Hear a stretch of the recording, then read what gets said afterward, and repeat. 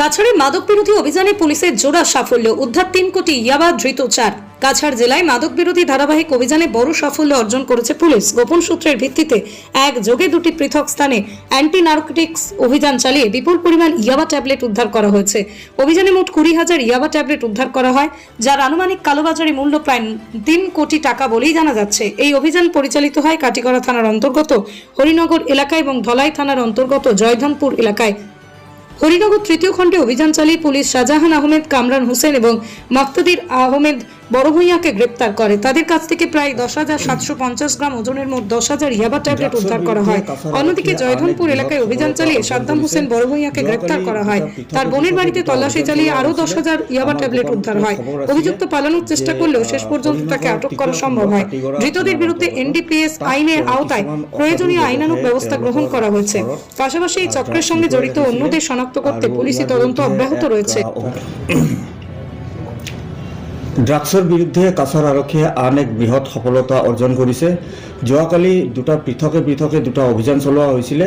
আমাৰ গোপন সূত্ৰে খবৰ আছিলে যে হৰিনগৰ তৃতীয় খণ্ড কাটিগড়া থানাৰ অন্তৰ্গত তাত কিছুমান অসাধু ব্যৱসায়ীয়ে তেওঁলোকৰ ঘৰত ড্ৰাগছ লুকুৱাই ৰাখিছিলে আৰু ইয়াৰ বিৰুদ্ধে এক অভিযান চলোৱা হৈছিলে।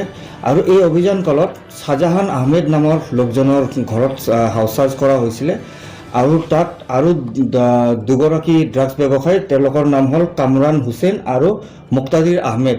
আৰু এই হাউচ চাৰ্জ যেতিয়া কৰিছিলে তেওঁলোকৰ পজিশ্যনৰ পৰা 10,000 ইয়াবা টেবলেট জব্দ কৰা হৈছে। আৰু ইতিমধ্যে আমি গোচৰ ৰুজু কৰিছোঁ আৰু ইয়াৰ ইনভেষ্টিগেশ্যন চলি আছে। আৰু সমান্তৰালভাৱে আবেলিৰ সময়তে আন এক অভিযান চলোৱা হৈছিলে লাইলাপুৰ আউটপোষ্টৰ জয়ধনপুৰ অঞ্চলত, য'ত সাদ্দাম হোসেন বৰভূঁইয়া তেখেতে নিজৰ ভনীয়েকৰ ঘৰত ড্ৰাগছ 10,000 ইয়াবা টেবলেট তেওঁ লুকুৱাই ৰাখিছিলে আৰু তেওঁ বিক্ৰী কৰিবলৈ চেষ্টা কৰি আছিলে। আৰু সেই সময়তে আমাৰ পুলিচ দল তাত গৈ উপস্থিত হয় আৰু তাত হাউচ চাৰ্জ কৰাৰ পিছত তেওঁৰ পজিশ্যনৰ পৰা সেই 10,000 ইয়াবা টেবলেটো আমাৰ পাৰ্টিয়ে উদ্ধাৰ কৰিবলৈ সক্ষম হৈছে।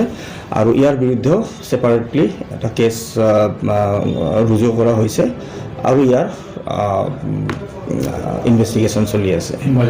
ইয়াৰ যোৱাকালি যিখিনি আমি ইয়াবা টেবলেট ধৰিলোঁ 20,000 ইয়াবা টেবলেট, তাৰ বজাৰ মূল্য 3 কোটি টকামান হ'ব।